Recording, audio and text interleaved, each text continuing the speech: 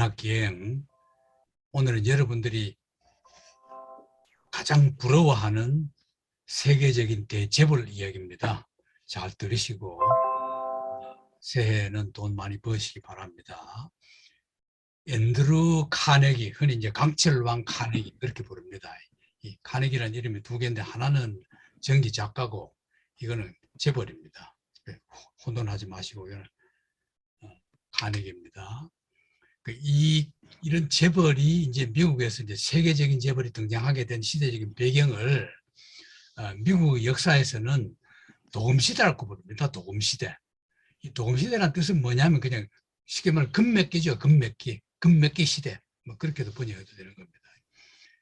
이 마크 트웨인이 이제 이런 용어를 많이 썼는데 마크 트웨인이 이 시대를 고삐 풀린 자본주의 절정기, 프로테스탄티즘 윤리에서 정상적이고 양심적인 상업적 윤리를 지키면서 잘 성장된 인간미 있는 그런 자본주의가 아니라 고삐 풀려버린 완전히 악덕 재벌이 등장하게 되는 그런 시대를 이제 고삐 풀린 자본주의다. 이렇게 이제 마크 트웨인이 고삐 풀린 자본주의 절정기를 도금시대, 길디드 에이지 이렇게 불렀어요. 이 길디드 에이지인데 이 시대가 남북전쟁이 끝나고 대건설붐이 일어나요. 그래서 그때를 이제 동시대라고 말하고 일명 강도 귀족 로버 베런스 재벌을 다 강도로 본 겁니다.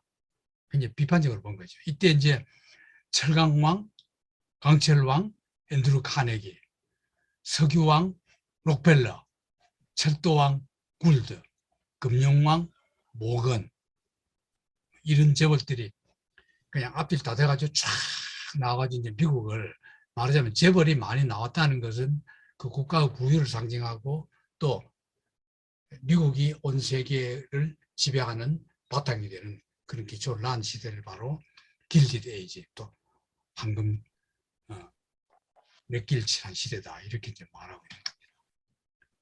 이 용어가 이제 마크 트웨인이 평생 동안 공동 집필을 한 소설이 한 권 있어요. 한 권. 이게 뭐냐면은 찰스 투드리 워너라는 작가와 마크 트웨인이 함께 길디드 에이지, A Tale of Today, 오늘의 이야기 이래가지고 이게 이 소설 나도 못 읽어봤는데 그 이 가이드 한 걸 보니까 그 당시의 정치적인 부패 대통령부터 그냥 깡그리 다 썩었어요. 어? 그 링컨이 죽은 뒤 대통령부터 이제 막 썩기 시작하거든요. 그래서 이제 그 정치적인 부패가 위로는 대통령, 뭐 최상위 대통령부터 떨어지면서 정신들 다 썩었고, 또 재벌들도 다 썩었고, 또 정신을 만들게 썩게 만드는 거는 재벌이고, 또 재벌이 정신 썩게 만들면은 정신도 재벌에 함께 또 부패에 결탁하기 때문에 또 썩어 넘어가고, 이 뒤에 현재 온 세계가 겪고 있는 자본주의적인 행패, 그게 이때 이미 미국에서 다 드러난 거예요. 그래 하는 한편 흑인은 다시 탄압합니다. 링컨이 암살대가 없죠 이미. 어? 그러니까 그 뒤에 링컨을 뒤은 그 부통령이 대통령 됐거든. 이거는 완전히 그 남부 출신으로 링컨이 약속해놨던 걸 다 백지화시켜버립니다. 그리고 도로 흑인은 탄압받아요. 그리고 이민이 폭증하고, 왜? 미국이 살기 좋은 나라라 해서 유럽에서 막 몰려오죠. 그리고 중국 이민이라는 건 이민이라기보다는 정확히 표현하면은 노동자입니다. 노동자. 우리 흔히 말하는 광동 쿨이 가는 게 괴로울 굿자, 한문으로 괴로울 고자 있죠. 괴로울 고자. 괴로울 고자의 힘력제사 가지고 중국 발음으로 쿨이 이래 말하거든요. 말하자면 쉽게 어렵게 힘쓰는 사람, 괴롭게 힘쓰는 사람. 그게 이제 우리식으로 말하면 막일꾼입니다. 막일꾼. 그럼 막일꾼들을 미국이 모자라니까 중국 광동성, 거기서 딱 데리고 온단 말이에요. 그래서 이런 시대, 이게 이제 도금시대의 배경이 된 겁니다. 자, 오늘 이제 여러분이 재벌 중심으로 해서 굉장히 재밌는 얘기가 많은데, 앤드류 카네기 1835년 스코틀랜드에서 태어납니다. 영국. 1919년에 죽어요. 우리나라 3.1운동 일어나던 해. 3.1운동 3월 1일 8월에 죽습니다. 1919년에 죽었는데, 그 He gave away to charities and foundations about 이만한 돈을 자기 재산의 90%를 사회에 환원했어요. 이래서 아마 세계 재벌 사상 처음으로 가장 많은 기부를 한 기부왕으로 굉장히 이미지가 좋아요. 재벌 중에서 제일 좋아. 왜냐하면 미국이 지금 여러분들이 아는 뭐 아무개 하는 그런 미국의 재벌들을 얼마나 돈 많이 내놓습니까? 우리나라 재벌하고 다릅니다. 그런 전통을 세운 것이 바로 카네기입니다. 이게 처음 돈 벌어가 그렇게 많이, 지금도 이렇게 자기 재산을 이렇게 많이 해놓은 경우는 없대요. 90%는. 다 50%만 내놔도 눈이 둥그레지거든요. 지금은. 근데 90%를 내버렸어요. 자, 이제 성장길 들어갑니다. 1835년 스코틀랜드 덤퍼림이죠. 덤퍼림인. 그래서 직조공 아들로 태어난 거, 아버지가 이제 직조공이죠. 아버지가 윌리엄 카네기인데 어머니는 마가렛 모리슨이거든. 이건데 이때 이 집안이 퍼 제네레이션은 몇 대에 걸쳐서 카네기 집안은 마스터 핸드룸 가는 직조기입니다. 직조기가 인조 직조기예요. 지금은 다 기계화되었잖아요. 그 기계화되기 이전에 인조 직조기를 다 짜고 할 때, 그때부터 대대로 이걸 해먹고 살았던 집안, 대대로 가난뱅이 집안입니다. 그랬는데 이제 이 아버지가 인더스트리얼 레볼루션이라는 게 산업혁명입니다. 산업혁명이 지은기 직조기를 만들므로써 인조 직조기가 완전히 망해버립니다. 전기 직조기 만드니까 기계를 사용할 줄 알아야 되거든. 그럼 이미 아버지는 9세대가 돼가 기계 그걸 몰라요. 그리고 망해버렸죠. 그래서 이제 미국으로 간 겁니다. 자, 근데 이제 미국 가기 전에 이제 얘기입니다. 이웃 직조공 가지고 함께 살아야 하는 한 집 구조로 큰 방 하나에, 이 사진 보면 방이 아주 널찍해요. 강당처럼. 거기에 몇 가구가 사는 겁니다. 몇 가족이 거기서 먹고 자고 다 해요. 그 다음 그렇게 사는데, 아버지가 다마스크 처음 가는 거는, 이건 나도 정확히 이걸 우리말로 모르는지 모르겠는데, 여러분 그 직조기를 짜는 데서 이 좀 왜 오돌토돌하기는 나오게 짜는 거 있죠. 그걸 다마스크 처리라고 그래요. 이건 그러면 보기도 좋고 두꺼워서 추위도 추위막이도 되고 비싼 거죠. 이걸 짜면서, 그럼 이거는 기술이 더 필요한 거거든요. 그러니까 이걸로 좀 돈 더 벌어가지고 에드가스틸 큰 집으로 이사를 했다, 그런 뜻입니다. 여기서 초등학교 4학년 다닌 게 카네기 학력의 전부입니다. 영국 전체 지도를 볼 때는 요 위에가 이제 스코틀랜드잖아요. 이게 에딘바라면 에딘바라에서 이 에딘바라 조금 밑에 여기쯤 있는 게 에딘바라 위에 여기 있는 게 덤펑린. 스코틀랜드 함촌에 가난한 직조공 아들로 태어나서 학력은 초등학교 4학년 끝이다, 그렇게 기억하면 됩니다. 덤펑린의 옛 사원들, 이게 이제 집입니다. 카네기 생가. 지금은 이제 박물관에 되어 있죠. 이런 큰 방에 그냥 몇 가족이 사는 거예요. 일단 여기 이제 나도 이사 갔죠. 돈 벌어가지고 아버지가. 이게 이제 지금 이 카네기 생가에 전시되어 있는 전시물들. 이게 이제 카네기가 이런 카네기는 이미 벌써 재벌이 된 카네기입니다. 고향이 굉장히 자주 갔어요. 어머니는 덤펑린에 출생했는데 어머니 아버지, 그러니까 외할아버지가 되죠. 외할아버지는 지역 정치가로 뛰어난 웅변가고 에딘버러 태생 어머니는 교육받은 여성으로 팔남매를 낳고 죽었고 둘째였던 마가렛 이게 이제 카네기 어머니가 됩니다. 마가렛은 아버지의 사업 부진으로 어렵게 성장했어요. 아버지가 일했는데 사업 부진으로 또 망했거든. 그래서 어렵게 성장해서 지적이고 교육적이면서 정치에 열렬 관심을 보인 윌리엄 카네기와 결혼했다. 여기서 세 자녀를 낳습니다. 앤드루 카네기, 앤드 카네기, 토마스 카네기.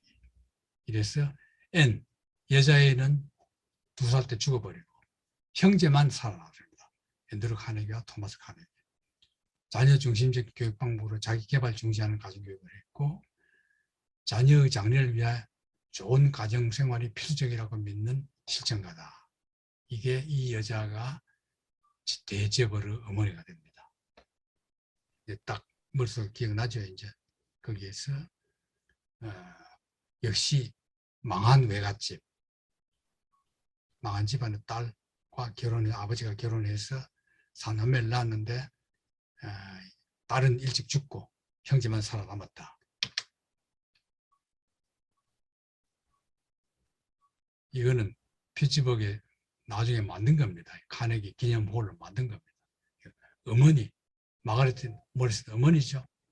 어머니 이름을 붙인 카네기 홀입니다. 돈 벌어가지고 어머니 기념관을 하나 지은 거죠. 16살 때 동생과 이게 이제 카네기 16살 때. 16살 때는 이미 미국 가 있었어요. 카네기 가족은 하도 배가 고파가지고 그 배고픈 그 비참함을 잊어버리기 위해서 일찍 잠자리에 들었다. 그런 뜻입니다. 쉽게 말하면 하도 배고프니까 방법이 없어요. 근데 사실 배고프면 잠이 안 오거든요. 여러분도 배고파가 봤죠? 배고프면 잠이 안 와요. 뭘 먹어야 잠이 오지. 근데 그냥 배가 맨날 고프니까 하루 이틀도 아니고. 그러니까 그냥 잠자는 걸로 배고픈 걸 잊어버렸다. 나중에 쓰기를 이걸 나중에 이제 이 가슴 이걸 이렇게 하려면은 결국은 내가 빨리 어른 된 수밖에 없다. 이걸 고치려면은 이 가난을 고치려면 내가 어른 된 수밖에 없다. 그런 뜻입니다. 자, 그래서 12살에 만 12세 미국으로 이민을 갑니다. 수직기를 작업하던 아버지가 전기식 식조기가 도입되자 생계 위협을 받았고 그래서 미국 가서 펜실바니아주 엘러게니 이 마을이 1907년에는 피츠버그 시에 병합돼 버립니다. 현재는 노스사이드 오브 피츠버그, 피츠버그의 북쪽 거기란 뜻입니다. 자, 이리 이사 갔는데 이 당시에 이 엘러게니가 면직물 생산지를 아주 유명해 가지고 메이드 인 엘러게니 방제 공장에 막 완전히 한 타운을 이루게 있었어요. 여기 보면은 거기에 앤드루는 주급 1달러 20센트 받는 보빈이라는 게 실패거든요. 실 감는 배 있죠. 그 이따 이제 그 카네기가 굉장히 일화가 많은 사람이에요. 근데 이 영국에 있을 때 어렸을 때 어떤 재미있는 일하고 있냐 하면은 그 앵두가 이제 구멍 가게 앵두가 쫙 이래 과일 가게 앵두가 있는데 보니까 먹고 싶어. 그 땡전 한 푼 없거든 카네기가. 그 춤을 꼴깍 땡기면서 가만히 보고 있어요. 근데 주인도 다 알아. 저기 가난뱅이 카네기 집안의 아들이라는 거 다 알아. 그래, 야, 너 그렇게 먹고 싶으니까 한 점 쥐고 가라. 그냥 안 쥐고 가요. 먹으라 해도 그냥 먹어도 돈을 안 받을 테니 그냥 한 점 쥐고 가서 먹어. 그래도 안 쥐고 있어요. 그러니까 가게 주인이 하도 보기에 딱해가지고 가게 주인이 직접 한 점 팍 쥐어서 줘요. 그걸 애 주먹이니까 주먹이 작잖아요. 그래 두 손을 받아 집에 와서 나눠 먹었어요. 그러면서 왜 내가 내 손으로 안 쥐었는지 아느냐. 자기 손은 너무 작아. 애 손이가. 그러니까 자기 손을 쥐어봤자 몇 개 못 쥐어. 근데 안 주면 설마 저 아저씨가 쥐어주겠지. 아저씨 손은 크거든. 어른이니까. 벌써 다르잖아요, 싹수가. 그걸 딱 유추하고는 끝까지 버텨가지고 어른 주먹으로 한 주먹 받아왔다 이 말이에요. 그런 에피소드 남겼거든. 근데 굉장히 이 얘기도 재밌게 하고 부침성도 좋아요. 배를 타고 미국으로 올 때도 선원들하고 다 친해졌다 그래요. 선원들이 다, 야, 가니기 너 이리 와 하고 뭐 좀 심부름 시키고 하니까 막 심부름 시키면 얼른 빠르게 다 해요. 그만큼 조금 이제 재기 바르고 기지 있고 이랬습니다. 근데 여기 이제 이 하거든. 그럼 실패가 없는 일은 어떤 거냐 하면은 나중에 그림이 나와요. 그림을 보면 여러분 쉽게 영국 그 스코틀랜드 이리 옵니다. 이 지역으로. 여기 아닙니까? 펜실바니아 엘리겐이. 이게 이제 전부 다 방직기 촌이었단 말이죠. 여기 이리 와서 이런 거 하거든. 이 실패야. 이 보빈보예 이게. 이걸 이제 이게 지금 기계잖아요. 기계니까 기계 기술은 아직 안 배웠거든. 기계를 하는 사람, 그 여자애들이, 여공들이 되게 기계를 조정하는데, 이걸 들고 실패가 다 되면은 실패를 바꿔 끼워야 돼요. 그걸 하는 거는 그냥 위험하대요. 그럴 때 손도 끼고 막 위험한 일을 그럽니다. 이게 이제 그겁니다. 근데 여기 이제 보인보이 설명이 나오거든. 나오는데, 볼 필요 없이 이런 이제 바꿔 끼우는 거야. 이러니까 위험하죠. 이래 하는데, 워낙 잘하는 거야. 그러니까 자꾸 직책이 올라가는 거예요. 올라가고 그 주급도 올라가요. 그래 어디 가든지 어쨌거나 막 이 가네기가 일했다 하면은 무조건 자기 맡은 일에서 최고 숙련공, 최고를 잘하고 일도 사람들하고도 제일 잘 사귀고 윗사람이 눈에 딱 들도록 제일 먼저 뛰어가지고 얘한테 뭔가 자꾸 일을 더 좋은 걸 맡기고 싶어하는 그런 애로 성장했다. 그런 뜻입니다. 편집입니다. 그러다가 이제 여기 있다가 하도 싹싹하고 하니까 어떻게 해가지고 정보 배달원이 됩니다. 정보 배달원. 정보는 빨리 갖다 줘야 되거든. 그러면 정보 배달해주고 나머지 쉬고 맛있는 거 사 먹고 그러겠죠.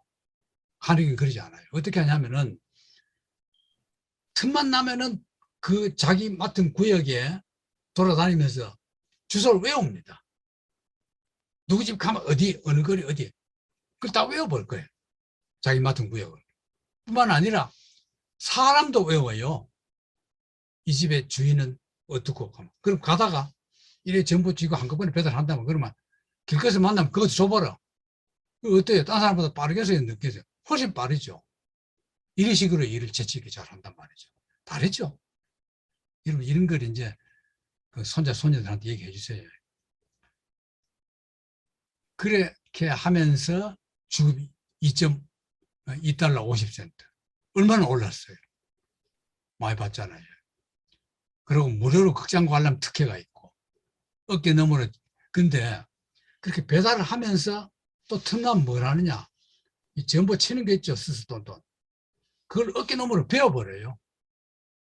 배우니까 상사가 보니까 저는 이상하거든. 맨날 뒤에 서가지고 뭐 해보고 지 혼자 이래 두드리고 이런단 말이죠.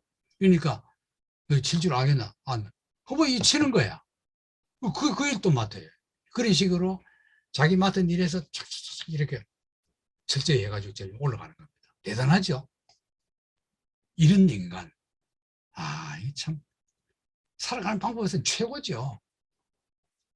앤더슨 대령이 설립한 근로 청소년을 위한 토요일 밤은 개인 도서관.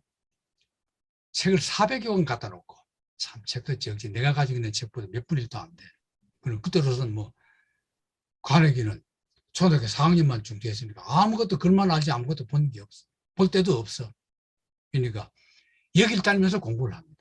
이 사설 도서관이 미국에 많아요. 그 제도를 미국이 참 잘 만들었어요. 물어야 누구든지 책을 가서 보게 해요. 왜? 학교가 드무니까. 좀 가난하니까. 그것을 공부하는 겁니다. 카네기가. 완전히 사설 도서관 시절이죠. 이게 나중에 자기가 그 얘기를 해요. 나는 사설 도서관 덕을 많이 받기 때문에 자기가 번 재벌의 돈에 엄청량을 2,500개를 지어요. 미국에다가. 2,500개 사서 돈을 지어. 왜? 내가 이기 때문에 컸는데 지금 시대에 나 같은 애들 여기서 공부해라. 책 갖춰놓고 와서 누구든지 와서 책 볼 수 있게 해주는 겁니다. 참 좋은 제도죠. 이제 카네기가 돈 벌어가지고 앤더슨 대령 추모비 은인이잖아요. 은사야 은사. 도서관 무료로 책 빌려준 게. 거기서 이제 전신국 있다가 철도회사로 옮겨요. 그 전신국 와서 맨날 전볼 치던 단골 손님인 펜실바니아 철도회사, 펜실바니아 레일로드 컴퍼니, 피츠버그 지부장 토마스 스콧, 이게 이제 카네기 은인, 또 은인을 나타나는 은인이 굉장히 많은데 이 사람에게 카네기 보니까 얘는 보통이 아니거든. 그 스카우트예요. 뭘로? 정보 담당. 정보를 아주 잘 치거든. 그러니까 철도회사는 정보가 필수잖아요. 그 해가지고는 정보를 그냥 계속 치는 걸 맡기면서 비서를 겸했어. 그 두 가지를 다 해요. 전보도 치고 비서도 하고. 얼마나 편리해요. 이 스콧에게. 그 철도 업무를 하거든. 하면서 또 어떻게 해요? 거기 만족할 카네기가 아니죠. 그냥 전부하고 비서하면서 철도 업무도 배우고 철도가 어떻다는 것도 배우고 철도를 해서 돈 버는 게 어떤 종류가 있는 것도 배우고 골고루 다 배우는 겁니다. 이렇게 배워가지고 점점 지혜가 늘어나는 거예요. 이게 이제 그 당시 펜실바니아 철도 지도고 그 당시 기관차 1900년대 거. 그래 뵀는데 20살에 아버지가 죽고 자, 이 철도 분야에서 스콧은 자기를 발탁해서 비서로 자기가 모시고 있는 주인이고 비서, 지부장이고 톰슨에게도 뭘 많이 배워요. 물어가지고. 근데 가만히 이제 그 철도를 보면서 생각하는 거야. 자기는 이제 정보를 담당하고 비서로 있지만은 이보다 돈 더 벌 데 없느냐 가만히 보는 거야. 보다 보니까 이 당시에 미국에서 800km 이상 운행하는 철도에 침대차가 있어요. 침대차. 그걸 가만히 보니까 그 침대차가 앞으로 굉장히 많이 바뀌었거든요. 이래서 거기에 투자를 합니다. 아니나 다를까? 웬만하게 돈 좀 여유 있는 사람들은 다 침대차를 타고 가거든요. 돈 번 거죠. 벌어가지고는 자기가 침대차 고안도 해요. 꼭 투자해서 만족할 카네기가 아니거든. 투자만 할 게 아니라 고안해가지고 엄청나게 법니다. 이래가지고 이 침대차 이 아이디어가 물론 이제 뭐 세계적으로 그냥 퍼져가지고 어쨌거나 카네기는 딴 뭐 유럽이나 이런 데서 생긴 건 모르고 미국에서는 어쨌거나 침대차 때문에 큰 돈 벌었다. 그러니까 이 스콧 뒤를 이어서 펜실바니아 철도 회사 지부장이 돼버려요. 피츠버그 지부장. 어때요? 출세했죠. 지부장만 돼도 이건 출세한 겁니다. 철도 회사 지국자이거든. 지국장. 우리식으로 말하면 무슨 철도국 국자입니다.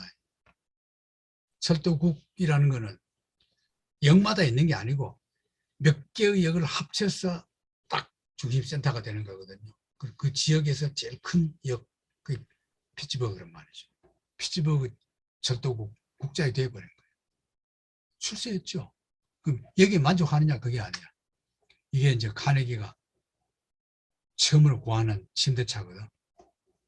뭐 엄청 버는 거야. 투자도 하고 자기가 이런 거 고안도 하고 해가지고. 이게 내부 구조입니다. 지금은 여러분들 반으로 나눠져 가지고 이쪽 침대 따로 있는데 그때는 이렇게 길게 하고 가운데 복도를 넓게 해버려요. 이게 이제 침대 1층, 2층으로 나눠지는 거죠. 자, 이런데 1861년 26살 때입니다. 남북전쟁이 터졌잖아요. 그러니까 스콧, 자기 상사였던 사람, 스콧이 워싱턴으로 가서 철도와 전신 복구 업무를 맡아요. 왜? 전쟁 나니까 막 철도가 막 부서지만 당장 수송해야 되니까 또 복구해야 되거든. 그러니까 스콧이 워싱턴 가면서 영전에 가면서 카네기를 데려간 거예요. 가서는 철도 업무도 잘해요. 카네기가. 그 전신 복구도 하고 이걸 하다가 30살에 펜실베니아 철도회사 퇴직을 하고 이때부터 뭐 하냐 강철에 이제 투자를 합니다. 65년이거든. 그러면 남북전쟁으로 할 때 철도 이거 복구 사업 하면서 돈 많이 벌었겠죠. 번 돈을 가지고 전쟁 끝납니다. 65년에 남북전쟁이 끝나거든요. 끝나면 어때요? 황폐한 모든 산업시설과 철도 전부 재건해야 되거든. 뭐가 들어갑니까? 강철이 들어가죠. 엄청 돈 벌, 완전히 돈방석에 안 씁니다. 예, 철도회사하고 예, 산업에 여기 투자를 해가지고 자기가 직접 제철을 만들기도 해요. 그런데 이걸 하기 전에 이때 이제 제일 먼저 돈을 많이 번 게 뭐냐면은 이때 여러분 그 유럽이나 미국 옛날 영화 보면은 철교를 나무로 해요. 나무로. 여러분 서부 영화에 그런 영화 많이 나오죠. 이 기찻길이 지나가는 그 다리 교각을 쇠가 귀하니까 나무로 한단 말이에요. 쇠로 왜 못하냐? 쇠로 하면 돈도 비싸고 쇠로 해놔도 몇 년 안 가서 쇠가 녹이 슬어서 못 쓰면 또 바꿔야 돼요. 나무가 오히려 더 오래 가요. 과이강의 철도, 과이강의 그 철도 그거는 그 나무가 600년 산다지 않습니까? 그리고 나무를 했거든. 근데 나무 가지고는 안 돼요. 약해서 위험하고 불도 잘 나고 이러니까 그걸 전부 이제 쇠로 바꿉니다. 그러니까 막 쇠가 그냥 엄청 들어가는 거야. 이러니까 그 철도 그 무너진 철교 복구 사업 이걸로 떼돈을 벌어요. 자, 이래서 32살에 유니온 제철소에 유시용원호 회사 이걸 계속 설립하거든. 그러면 3년 만에 공장 하나씩 생겨요. 제철소 만들고 용원호 만들고 설립했거든. 이제 뭐 떼돈 번 겁니다. 그랬는데 뉴욕으로도 가고 이랬는데 이때 말하는 소위 그 선철 제조비가 싼 대신에 수명이 짧아요. 그나마 영국에서 수입해와. 제조 설비와 비용이 많이 들지만 선철에 비해 효용도 높은 강철. 이래서 선철에서 강철로 바꿉니다. 바꾸고 나중에는 강철 중에서도 가장 단단한 강철. 그럼 자기가 하면서도 다른 사람도 다 이걸로 하거든. 그 선철을 쓴다만. 그러니까 다른 사람이 다 하는 선철보다 내가 만드는 쇠가 더 단단하고 질이 좋고 오래 간다. 그런 쇠를 만들어야 되겠다. 해가지고는 자기가 연구도 하고 기술자를 다 불러들입니다. 전문가를 불러들여가지고는 연구해가지고 이제 자꾸 바꿔나갑니다. 그러다가 37살 때 영국의 헨리 베스하머 제강소 이 제일 유명할 때야. 이거 가봐요. 가서 벤치마킹 하거든. 그 제자 공법 베스하머 프로세스 도입해요. 그래서 미국제 강철 대량 생산 성공합니다. 그러니까 뭐 남북전쟁 건축, 철도, 도량 뭐 완전히 가니까 휩쓸어 버려요. 항상 제품 만들면 그것보다 더 좋은 제품. 또 그거 해놓고 만족하지 않고 또 더 좋은 제품. 항상 그래서 연구자들 막 스카우트 해가지고 연구시키면서 지도 관여해서 보고 이런단 말이죠. 이래서 강철 그냥 그룹을 만들어 버립니다. 강철 공장만 짓는 거야. 이것저것 막 딴 거 안 하고. 그래서 1810년대부터 카네기가 피츠버그 제강소를 중심으로 석탄, 철광석, 광석 운반용 철도, 선박을 수직 계열로한 철강 트러스트 이걸 조직합니다. 1892년에 세계 최강의 철강 트러스트인 카네기 철강 회사를 설립해요. 했고 미국 철강의 4분의 1 1901년에 카네기 철강회사를 팔아버려요. 66세 때. 이건 나중에 얘기 나옵니다. 지금 이제 요 중간에 얘기가 더 많아요. 어쨌거나 파는 건 나중에 나오니까 이제 카네기가 그야말로 강철왕 길에 들어섰다. 그랬거든. 46살 때 한 독지강 무료 도서관에 은혜를 입은 어린 시절 잊지 않고 고향에다가 제일 먼저 무료 도서관 하나 지어줘요. 그리고 그 뒤부터 돈이 있을 때마다 계속 해가지고 미국과 영국 전역이 2,500여 개. 그 어떤 사람들은 막 3,000개라고도 주장하고 난 뭐 한 2,500개면 해도 너무 많아서 그냥 2,500개를 내가 인용을 하는데 했습니다. 그리고 이 카네기의 특징이 일도 철저하지만은 그렇게 바쁜데도 불구하고 기부한데도 지가 다 필요한데 직접 선택해가지고 하죠. 그 다음에는 사람을 사귀는데 또 천재적이에요. 사람 누구 사귀느냐? 항상 자기보다 더 똑똑한 사람. 그래서 자기는 못 배웠거든. 그러니까 영국 최대의 문학평론가 매슈 아놀드, 미국 최대의 인기 작가 마크 트웨인, 영국의 철학자 허버트 스펜서, 이런 사람들과 교류하면서 이 사람들 어려우면 돈으로 도와주고 이렇게 지내요. 가장 먼저 설립된 고향에 세운 카네기 도서관, 덤프린에 세운 덤프린에. 두 번째 고향에 세운 빅토리아 라이브러리 고향에. 자, 이러다가 책을 하나 써요. 뭐라 그래야 되나? 승리자 민주화, 승리자 민주주의 그런 거죠. 이게 뭐냐면은 강철 타이쿤 거물, 강철의 거물, 강철왕 카네기가 미국을 사랑해서 이제 보낸 편지입니다. 이게 뭐냐면은 미국이 앞으로 잘 되려면은 뭘 해야 되느냐? 미국을 철도 이한 민주주의를 만들어야 된다. 그 넓은 땅덩어리에 철도를 그냥 다 통합을 해야 된다. 일리가 있잖아요. 실제로 미국 그래 했거든. 그러고 52세 29살짜리 신부와 결혼합니다. 루이즈 피트필드. 그 후에 절반은 결혼한 뒤에 절반 고향에서 머물러요. 그렇게 자기는 고향을 좋아하고 그 가난했던 쓰라린 추억이 있는 고향을 사랑했습니다.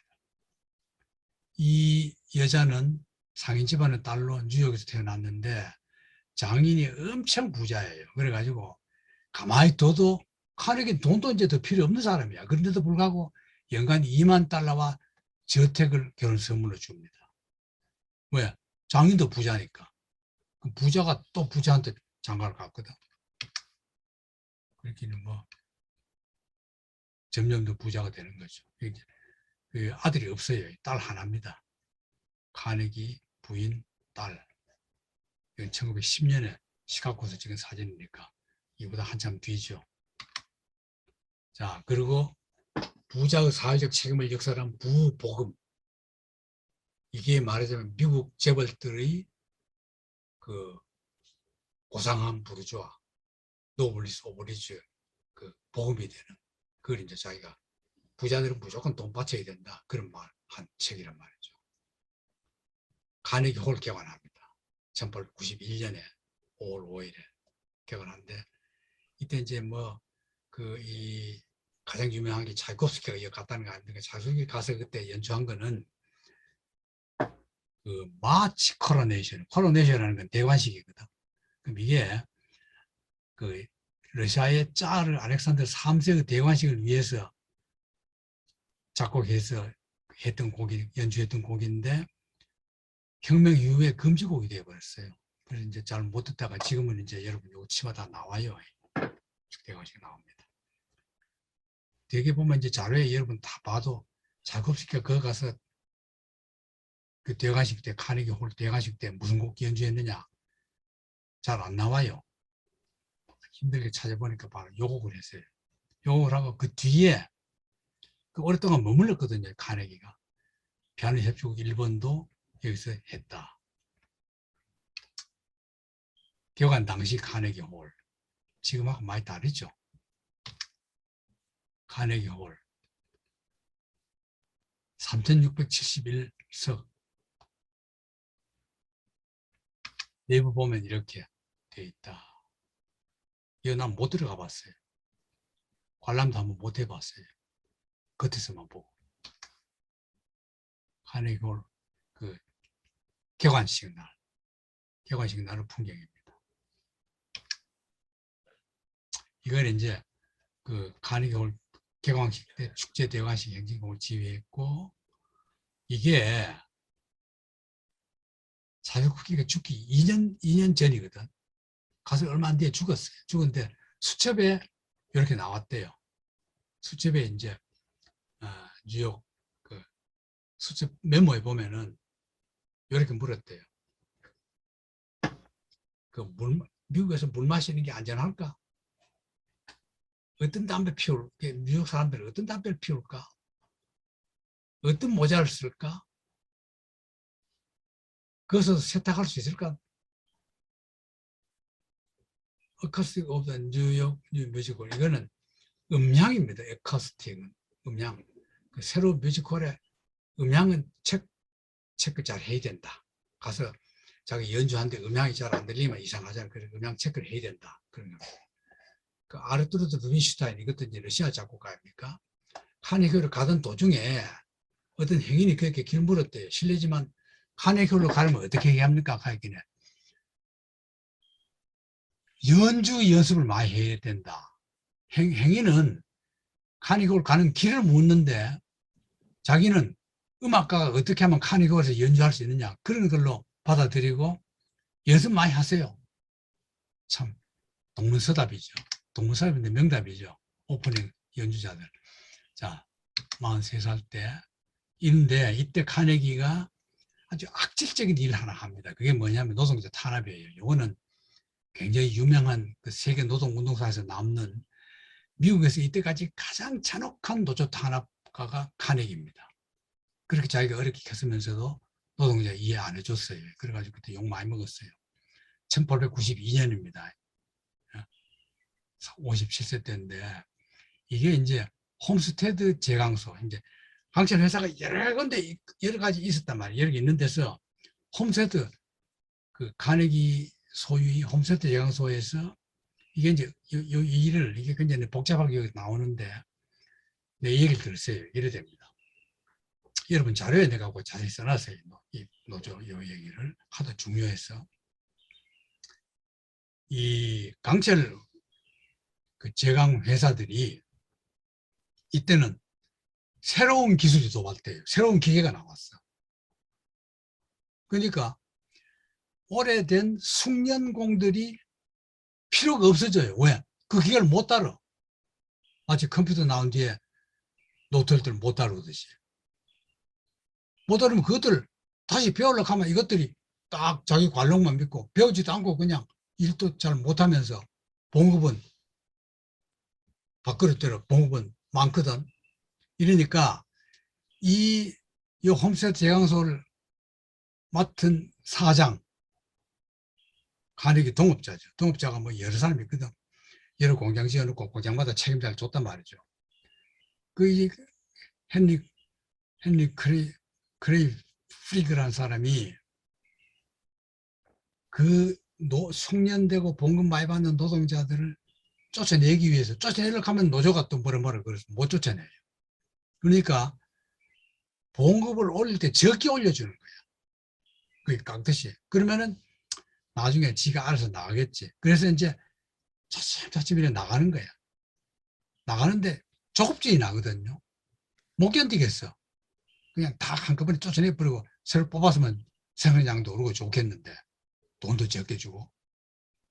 그러니까 노조하고 상의를 안 하고 임금을 딱 삭감해 버렸어요. 그러니까 파업이 일어난 거예요. 파업이 일어나니까 달래거나 이럴 생각을 안 하고 노조 파괴를 담당하는 통역 회사가 있어요. 우리나라도 그게 많거든요. 특히 그 70년대 박정희 그 유신 시대 때는 뭐 그게 그냥 한 기업이 돼 있잖아요. 노조 일어나면 그 전함하면 그냥 몇백 명 와가지고 곤봉 들고 와서 그냥 노동자들 막 뛰들 패고 이랬단 말이죠. 그 기원이 미국이거든요. 그러니까 그거 하니까 이 노조 파괴 깡패들이 배를 타고 이제 바다를 철강소 있는 바다를 이렇게 건너오는 중이야. 그걸 정보가 들어갔거든. 들어가니까 이 노동자들이 이 강철 회사니까 막 무기도 있고 뭐 폭탄도 있고 다 있어요. 그러니까 그 기름을 배가 이제 강으로 오니까 거기다 기름을 뿌려 가지고는 불질러 버리니까 어이 뭐 배 타고 오다 거기서 물 위에서 불나니까 어떻게 막 나오니까 그냥 총 쏘고 뭐 해가지고 완전히 그냥 아수라장이 돼요. 그래서 도로 그 노조 파괴범들이 도로 패배하고 돌아가요. 이러니까 이제 노동자들은 더 화가 났거든. 더 화가 나가지고 시위가 더 강경해져요. 강경하고 강력투쟁이 돼버리니까. 그러니까 카네기가 그 방위병을 쉽게 말하면 주방위병, 쉽게 말하면 군인들 그걸 투입시켜 버립니다. 그래가지고 엄청 노동자들이 이게 1892년 홈스테드 파업 이런 뭐 세계 노동사사들 악명 높은 노동 탄압입니다. 이때는 이제 미국뿐이 아니고 전 유럽이 노동자를 탄압할 시대예요. 그러니까 이제 사회주의가 번창한 거죠. 이게 바로 그 회사입니다. 이렇게 주방위군이 들어왔단 말이죠. 이 노동자들이 이 군인한테 못 당합니다. 경찰한테 어려운데. 이때 이거 뭐 신문에 막 엄청 비판적입니다. 이 노조 탄압에 대해서. 그 얘기를 이제 써놓은 겁니다. 만화. 이 카네기가 돈을 벌어가지고 지는 막 성을 딱 써놓고 노동자를 이어서 그냥 불러가지고 일만 부려먹고 지는 이렇게 막 빌딩 속에서 잘 있다. 그런 걸 이제 풍자한 만화입니다. 이 인시던트. 막 그냥 와서 때려펴 죽이고 뭐 그러는 거예요. 보통이 아니죠. 스코틀랜드 와서 이제 자기 집을 지은 겁니다. 자기 집을 거처지를 지은 거죠. 고향에 와서. 고향에 와서 늙었을 때의 복. 자연사 박물관. 자, 이럴 때 63세 때 1898년 뭡니까? 내가 그 막트웨인 할 때 했죠. 미국과 스페인 전쟁을 합니다. 카네기는 영국과 미국의 제국주의 정책에 극력 반대해요. 보통 반대가 아니고. 막트웨인도 그랬다 그랬죠. 더구나 미국이 필리핀을 병합할 때 적극 반대합니다. 파리 조약에서, 파리 조약이라는 거는 미국과 스페인 전쟁해가지고 파리에서 조약 맺어가지고 이제 미국이 승리한 거거든요. 그 조약에서 미국이 필리핀 병합 조건으로 2천만 달러를 지불하자. 필리핀이 이제 미국 땅이 되는 거야. 2천만 달러 주고 이건 미국 거다 하는데 카네기는 그 액수를 필리핀에 내가 줄 테니까 독립시켜라. 안 돼. 실패해요. 그리고 아메리칸 미국 반제국주의 연맹에 카네기가 가입해서 활동해가지고 끝까지 합니다. 죽을 때까지. 1900년 대통령 선거전에서 필리핀 시민화 반대를 주장하는 브라이언 후보를 밀어요. 근데 실패해요. 맥케니가 당선되어버려요. 맥케니가 이제 미국 20세기 제국주의 이제 초석을 닦은 대통령입니다. 나중에 암살당해요. 어쨌거나 반제국주의에 맹활약했다. 누구와 마크 트웨인과 함께. 그걸 이제 마크 트웨인 때도 했고 카네기가 바로 요래 했단 말이죠. 죽을 때까지 그랬어요. 카네기 공과대학, 지금은 카네기 멜론 유니버시티, 줄여서 CMU라고 한답니다. 펜실베니아 피츠버그시의 소재들, 명문사립대로 평가받는데 컴퓨터 과학 분야는 MIT, 스탠퍼드, 버클리와 함께 미국 최고 수준이고 영양학, 건축학, 음악, 미술 분야도 바로 이 카네기 대학이 유명하다고 합니다. 카네기 대학입니다. 66세 때 카네기와 모건 빅딜을 합니다. 고도 웃었습니다. 모건이 카네기 업체에 인수합니다. 지금은 US 스틸, US 강철. 이래서 팔았거든. 팔아가지고 이때부터 이제 자선 사업을 합니다. 원래는 35세 때 은퇴하려고 했는데 30년 후인 66세에 은퇴해서 자기 생일인 1910년에 $10,000로 카네기 국제평화재단 설립하고 카네기 협회를 설립하고 카네기 교육진흥재단 설립하고 카네기 재단을 설립하고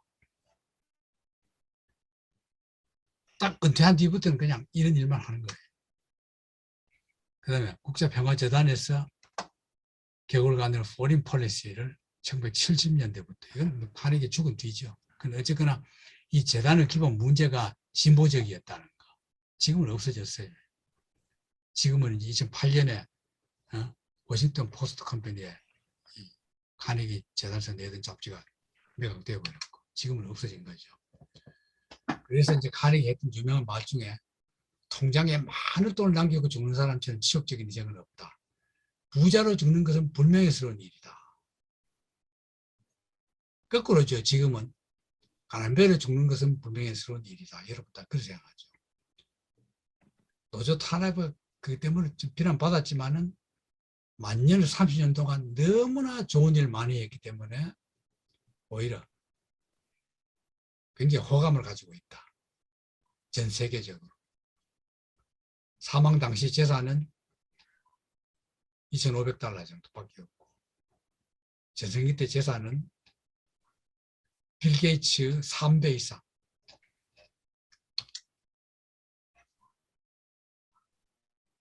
여기에 기부한 액수가 $3억 이상이었다 합니다. 그러면은 이때 $3억 규모를 여러분 알려면은 이때 일본 1년 예산이 1억 3천이었대요. 일본 전체 예산을 3배를 투자한 거예요. 지금 3억으로 계산하면 안 돼요. 그리고 적극적인 평화주의 실천했고 대통령과 독대해서 스페인과 전쟁 만료했고 전쟁 벌어지면 미국에서 제일 돈 버는 건 나다. 그러나 내가 돈 안 벌겠다. 제발 전쟁하지 말아라. 참 기분 좋지 않아요? 자, 그 다음에 멋진 재미는 일화가 하나 있습니다. 이게 뭐냐면은 나폴레온 힐이라는 청년이 카네기를 찾아왔어요. 어떻게 하면 돈 좀 벌 수 있습니까?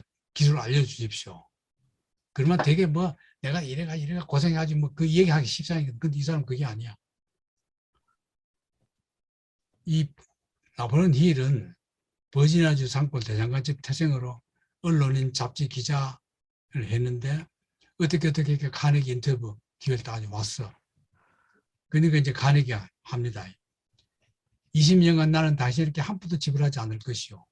라며 성공 비결 연구를 위해서 20년 이상 무료로 헌신할 의향이 있나? 물어. 무슨 말인지 알겠죠?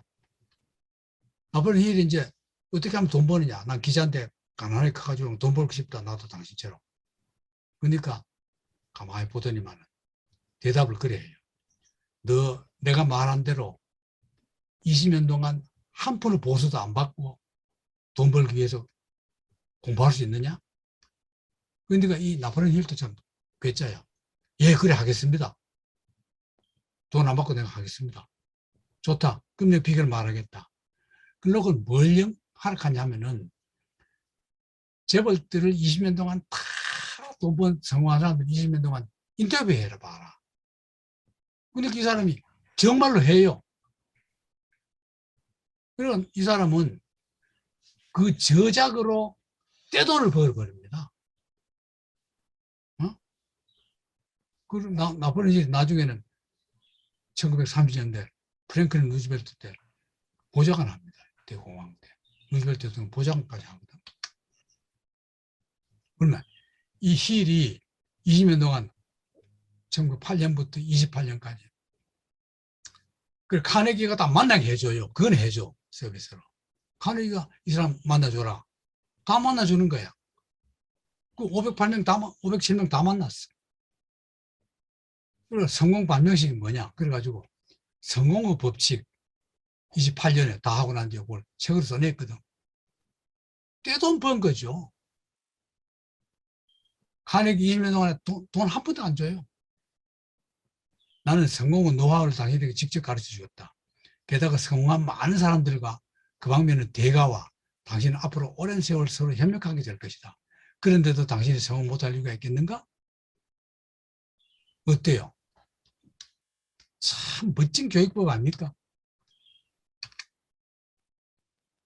그러니까 이제 성공의 법칙 이걸 써가지고 이게 12번이나 된다 그래요. 나도 다 보지도 못했어요. 근데 딱 취약해서 한 권 낸 게 생각하라. 그러면 부자가 되리라. 이게 우리나라 번역돼 있어요. 생각하라. 돈 버는 방법이 다르죠. 카네기 얘기 들어보니 어때요? 다르지 않아요? 5천만 부. 에이, 떼돈 번 겁니다.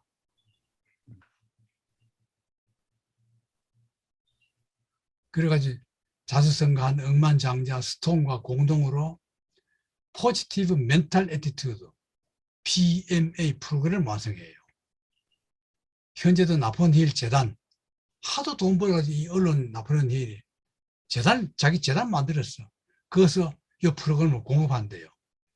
이게 뭐냐? 이 내용이 당신 나는 기적을 깨워라. You can work your own miracles. 너 자신이 기적을 이룰 수 있다. 그런 거거든. 비결이 뭔지 압니까? 카네기 성공 비결이 이겁니다. 카네기 어떻게 그랬느냐? 철들고부터 카네기 성공 비결 딱 한마디를 하면은 지금까지 저는 다 잊어버려. 요걸 기억하세요. 그걸 강의했어. 긍정과 자기 암시, 포지티브 멘탈 애티튜드. 긍정적인 정신 자세. 이게 자기 암시예요.